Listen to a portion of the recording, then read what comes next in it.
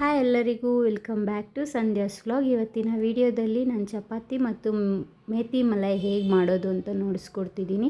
ತುಂಬ easy and ಸಿಂಪಲಾಗಿ ಮಾಡ್ಕೋಬೋದು. ಏನಿಲ್ಲಾನು ಒಂದು 20 to 30 ಮಿನಿಟ್ಸಲ್ಲಿ ಮಾಡ್ಕೋಬೋದು. ಚಪಾತಿ ಮತ್ತು ಕರ್ರಿ ಎರಡೂ ಮಾಡ್ಕೋಬೋದು.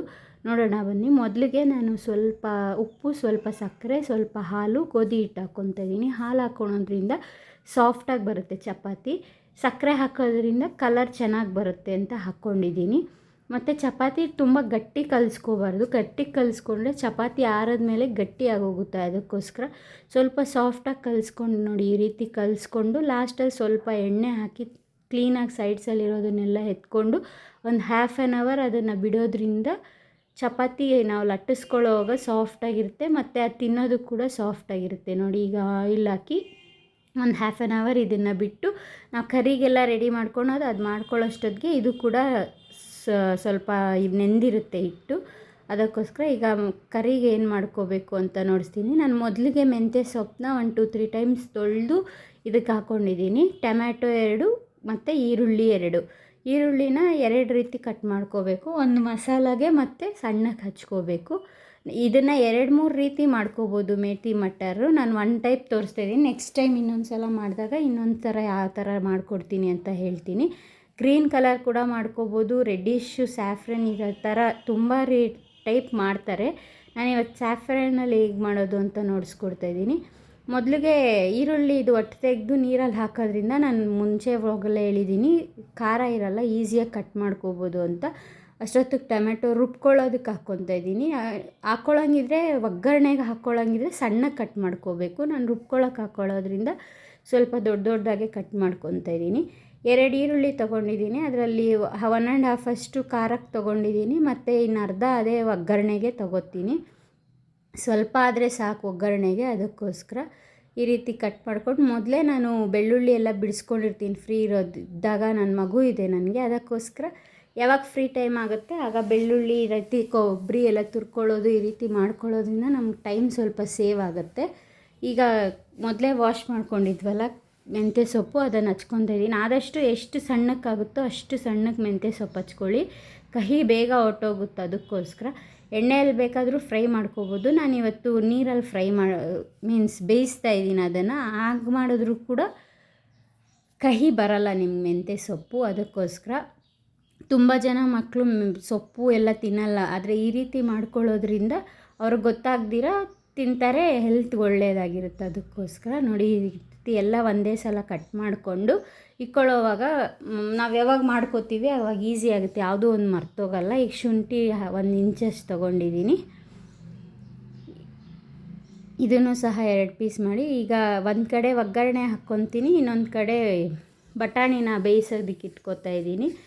ಟೈಮ್ ಸೇವ್ ಆಗುತ್ತೆ 2 ಕಡೆ 2 ಇಟ್ಕೊಳ್ಳೋದ್ರಿಂದ. ಮೊದಲು ಆಯಿಲ್ ಹಾಕ್ಕೊಂಡು ಅದು ಕಾಯೋಷ್ಟೊತ್ತಿಗೆ ಆ ಕಡೆ ಬಟಾಣಿ ಮುಂಚೆನೇ ತೊಳೆದು ಇಟ್ಕೊಂಡಿದ್ದೆ, ಅದನ್ನು ಬೇಯಿಸೋಕೆ ಹಾಕ್ಕೊತಾ ಇದ್ದೀನಿ. ಅದರಲ್ಲೇ ಅದು ಅರ್ಧ ಬೆಂದಾಗ ನಾನು ಮೆಂತ್ಯ ಸೊಪ್ಪು ಹಾಕ್ಕೊಳ್ಳೋದಕ್ಕೋಸ್ಕರ ಆ ರೀತಿ ಮಾಡ್ಕೊತಾ ಇದ್ದೀನಿ. ಮತ್ತು ಸಮ್ಮರ್ ಆಗಿರೋದ್ರಿಂದ ತುಂಬ ಮಸಾಲ ತಿನ್ನೋಕ್ಕಾಗಲ್ಲ. ಯಾವತ್ತೂ ಅಷ್ಟೇ ಮಸಾಲ ಮೈಲ್ಡಾಗಿ ಹಾಕ್ಕೊಳ್ಳಿ.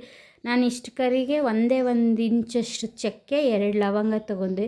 ನಿಮ್ಗೆ ಅಕಸ್ಮಾತ್ ಕರಿ ಜಾಸ್ತಿ ಬೇಕು ಅಂತಂದರೆ ಆನಿಯನ್ಸ್ ಮತ್ತು ಟೊಮೆಟೊನ ಜಾಸ್ತಿ ಕ್ವಾಂಟಿಟಿ ತೊಗೊಳ್ಳಿ, ಆವಾಗ ಕರ್ರಿ ಸ್ವಲ್ಪ ಜಾಸ್ತಿ ಆಗುತ್ತೆ. ಅದಕ್ಕೋಸ್ಕರ ಮಸಾಲ ಐಟಮ್ಸ್ ತುಂಬ ಕಮ್ಮಿ ತೊಗೊಳ್ಳಿ. ನಾನು ಏನೂ ಬಳಸ್ತಿಲ್ಲ, ಬರೀ ಚಕ್ಕೆ, ಒಂಚೂರು ಲವಂಗ ಹಾಕ್ಕೊತಾ ಇದ್ದೀನಿ ಅಷ್ಟೇ.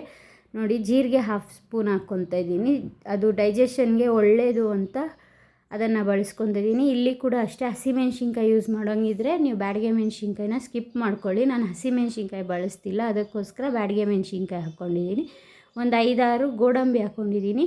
ನಿಮಗೆ ಬೇಕಿದ್ದರೆ ಗೋಡಂಬಿನ ನೆನೆಸಿ 1-2-3 ಅವರ್ಸ್ ಅದನ್ನು ನೆನೆಸಿ ಕೂಡ ನೀವು ಡೈರೆಕ್ಟಾಗಿ ಮಿಕ್ಸಿಗೆ ಹಾಕ್ಕೊಬೋದು. ನಾನು ಗೋಡಂಬಿ ನೆನೆಸದೇ ಇರೋದಕ್ಕೋಸ್ಕರ ಇಲ್ಲಿ ಫ್ರೈ ಮಾಡೋದಕ್ಕೆ ಹಾಕ್ಕೊಂಡಿದ್ದೀನಿ. ಈ ರೀತಿ ಆನಿಯನ್ಸ್ ಎಲ್ಲ ಸ್ವಲ್ಪ ಫ್ರೈ ಆಗೋ ಟೈಮ್ಗೆ ನಾನು ಟೊಮೆಟೊ ಹಾಕ್ಕೊಂಡು ಫ್ರೈ ಮಾಡ್ಕೊತೀನಿ. ಅಷ್ಟರಲ್ಲಿ ಆ ಕಡೆ ಬಟಾಣಿ ಕೂಡ ಬೇಯ್ತಾ ಇರುತ್ತೆ. ಅದಕ್ಕೆ ಸೊಪ್ಪು ನಾವೇನು ಆಗಲೇ ಕಟ್ ಮಾಡ್ಕೊಂಡಿದ್ದೆ ನಾನು, ಅದನ್ನು ಅದಕ್ಕೆ ಹಾಕಿ ಅದು ನೋಡಿ ಇಷ್ಟು ನೀರು ಹಾಕ್ಕೊಂಡಿದ್ದೀನಿ. ಈ ನೀರು ಎಲ್ಲ ಫುಲ್ ಅದು ಬೇಯೋವರೆಗೂ ಅದು ಫುಲ್ ನೀರು ಖಾಲಿ ಆದರೆ ಅವೆರಡು ಬೆಂದಿರುತ್ತೆ ಅಂತ. ಒಗ್ಗರಣೆಗೆ ಹಾಕ್ಕೊಂಡು ಕೂಡ ಬಟಾಣಿ ಬೇಯಿಸ್ಬೋದು, ಬಟ್ ಬಟಾಣಿ ಸ್ವಲ್ಪ ಬಲ್ತಿದ್ದರಿಂದ ನಾನು ಈ ಥರ ಸಪ್ರೇಟಾಗಿ ಬೇಯಿಸ್ಕೊತಾ ಇರೋದು. ನಿಮಗೆ ಹಂಗೆ ಚೆನ್ನಾಗಿರುತ್ತೆ ಒಂಥರ ಹಾರ್ಡಾಗಿದ್ದರೆ ಇಷ್ಟ ಅಂತಂದರೆ ನೀವು ಡೈರೆಕ್ಟಾಗಿ ಒಗ್ಗರಣೆಗೆ ಹಾಕ್ಕೊಂಡು ಫ್ರೈ ಮಾಡ್ಕೋಬೋದು. ನೋಡಿ ಈ ರೀತಿ ಟೊಮ್ಯಾಟೊ ಹಾಕ್ಕೊಂಡು ಅದು ಫುಲ್ಲು ಸಾಫ್ಟ್ ಆಗೋವರೆಗೂ ನಾವು ಫ್ರೈ ಮಾಡ್ಕೊಬೇಕು. ಫುಲ್ ಸಾಫ್ಟಾಗಿ ಟೊಮ್ಯಾಟೊ ಮತ್ತು ಆನಿಯನ್ಸ್ ಎರಡೂ ಹೊಂದ್ಕೊಂಡು ಅದು ಎಣ್ಣೆ ಎಲ್ಲ ಬಿಟ್ಕೊಳ್ಳುತ್ತಲ್ಲ ಅವಾಗವರೆಗೂ ಅದನ್ನು ಫ್ರೈ ಮಾಡ್ಕೊಳ್ಳಿ.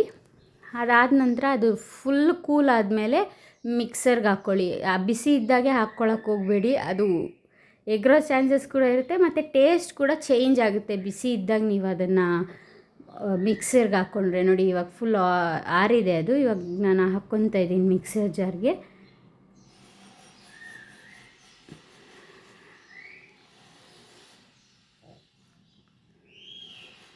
ಫುಲ್ಲು ಸಾಫ್ಟಾಗಿ ಅದು ಇದಾಗಬೇಕು ನೋಡಿ, ಈ ರೀತಿ ಫುಲ್ಲು ಫೈನ್ ಪೇಸ್ಟ್ ಮಾಡ್ಕೊಬೇಕು, ತರಿ ತರಿ ಎಲ್ಲ ಇರಬಾರ್ದು. ಇದು ನಾವು ಪೇಸ್ಟ್ ಹೇಗೆ ಮಾಡ್ಕೊತೀವಿ ಅನ್ನೋದ್ರ ಮೇಲೆ ಕೂಡ ಟೇಸ್ಟು ಡಿಪೆಂಡ್ ಇರುತ್ತೆ. ಅದಕ್ಕೋಸ್ಕರ ಈಗ ಮೊದಲು ಬಾಣಲಿ ಇಟ್ಕೊಂಡು ಇದರಲ್ಲಿ ಒಗ್ಗರಣೆ ಹಾಕ್ಕೊತಾ ಇದ್ದೀನಿ. ಎಣ್ಣೆ ಹಾಕ್ಕೊಂಡು ಸಣ್ಣಕ್ಕೆ ಹಚ್ಚಿಟ್ಕೊಂಡಿದ್ವಲ್ಲ ಆನಿಯನ್ಸು, ಅದನ್ನು ಹಾಕ್ಕೊಂಡು ಇವಾಗ ಮಸಾಲ ಐಟಮ್ ಪೌಡರ್ಸ್ ಹಾಕ್ಕೊತಾ ಇದ್ದೀನಿ. ಚಿಲ್ಲಿ ಪೌಡರ್ 1 ಸ್ಪೂನು, ಒಂದು ಚಿಟ್ಕಷ್ಟು ಅರಿಶಿನ ಹಾಕ್ಕೊಳ್ಳಿ ಸಾಕು, ಜಾಸ್ತಿ ಬೇಡ. ಮತ್ತು ಧನಿಯಾ ಪುಡಿ 1/2 ಸ್ಪೂನು, 1 ಸ್ಪೂನಷ್ಟು ಗರಂ ಮಸಾಲ ಹಾಕ್ಕೊಂಡು ಉಪ್ಪು ರುಚಿಗೆ ತಕ್ಕಷ್ಟು ಉಪ್ಪು ಹಾಕ್ಕೊಂಡು ಚೆನ್ನಾಗಿ ಅದನ್ನು ಒಂದು ಮೀಡಿಯಮ್ ಫ್ಲೇಮ್ ಇಲ್ಲ ಲೋ ಫ್ಲೇಮಲ್ಲಿ ಇಟ್ಕೊಂಡು ಅದನ್ನು ಒಂದು 2 ಮಿನಿಟ್ಸ್ ನೀವು ಡ್ರೈಯಾಗೆ ತಿರುಗಿಸ್ಕೊಡಿ. ಅದನ್ನು ತಿರುಗಿಸ್ಬಿಟ್ಟು ನಾವು ಆಗಲೇ ಏನು ಪೇಸ್ಟ್ ಮಾಡ್ಕೊಂಡಿದ್ವಿ ಅದನ್ನು ಹಾಕ್ಕೊಳ್ಳಿ.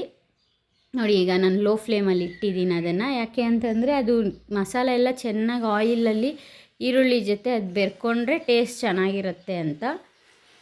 ಈ ರೀತಿ ಮಾಡಿಕೊಂಡು ಎಲ್ಲೂ ಸ್ಕಿಪ್ ಮಾಡಬೇಡಿ ನೀವು, ಯಾಕಂದರೆ ಸ್ಕಿಪ್ ಮಾಡಿದ್ರೆ ವೀಡಿಯೋ ನಾನು ಯಾವ್ಯಾವ ಇಂಗ್ರೀಡಿಯೆಂಟ್ಸ್ ಎಲ್ಲ ಹಾಕಿರ್ತೀನಿ ಅನ್ನೋದು ಸ್ಕಿಪ್ ಆಗೋಗುತ್ತೆ, ಆಗ ಟೇಸ್ಟ್ ಡಿಫ್ರೆನ್ಸ್ ಆಗುತ್ತೆ. ಅದಕ್ಕೋಸ್ಕರ ಕುಕ್ಕಿಂಗ್ ವೀಡಿಯೋಸಲ್ಲಿ ಎಲ್ಲೂ ನೀವು ಸ್ಕಿಪ್ ಮಾಡೋಕ್ಕೆ ಹೋಗಬೇಡಿ. ಈಗ ನಾನು ರುಬ್ಬಿದ್ನಲ್ವ ಅದನ್ನು ಹಾಕ್ಕೊಂಡು ಮತ್ತು ನಮ್ಗೆ ಯಾವ ಕನ್ಸಿಸ್ಟೆನ್ಸಿಯಲ್ಲಿ ಬೇಕೋ ಅಷ್ಟು ನೀರು ಹಾಕ್ಕೊಂಡು, ಆದಷ್ಟು ಸ್ವಲ್ಪ ನೀರಾಗಿ ಮಾಡ್ಕೊಳ್ಳಿ. ಯಾಕಂದರೆ ನಾವು ಮತ್ತೆ ಬಟಾಣಿ ಮತ್ತು ಮೆಂತ್ಯ ಸೊಪ್ಪು ಹಾಕಿದಾಗ ಅದು ಗಟ್ಟಿಯಾಗುತ್ತೆ, ಮತ್ತು ಆರಿದ್ಮೇಲೆ ಅದು ಇನ್ನೂ ಗಟ್ಟಿಯಾಗುತ್ತೆ. ಅದಕ್ಕೋಸ್ಕರ ಸ್ವಲ್ಪ ನೀರಾಗೆ ನೋಡಿ ನಾನು ಇಷ್ಟು ಮಾತ್ರ ಮಾಡ್ಕೊತಾ ಇದ್ದೀನಿ. ಇದು ಒಂದು 5 ಮೆಂಬರ್ಸ್ ತಿನ್ನೋಷ್ಟು ನಾನು ಮಾಡ್ಕೊತಾ ಇದ್ದೀನಿ ಅಷ್ಟೇ, ಜಾಸ್ತಿ ಮಾಡ್ತಿಲ್ಲ. ನಿಮ್ಗೆ ಎಷ್ಟು ಬೇಕೋ ಹೇಳಿದ್ನಲ್ಲ, ಆನಿಯನ್ ಮತ್ತು ಟೊಮ್ಯಾಟೊ ಜಾಸ್ತಿ ಮಾಡಿಕೊಂಡ್ರೆ ನೀವು ಕರಿ ಜಾಸ್ತಿ ಮಾಡ್ಕೋಬೋದು. ಮತ್ತು ಖಾರ ನಿಮಗೆ ಇಲ್ಲಿ ಹಾಕ್ಕೋಬೋದಲ್ವ, ಅದರಿಂದ ಮೆಣಸಿನ್ಕಾಯಿ ಎಷ್ಟಾದರೂ ಹಾಕ್ಕೋಬೋದು ನೀವು ರುಬ್ಬಕ್ಕೆ.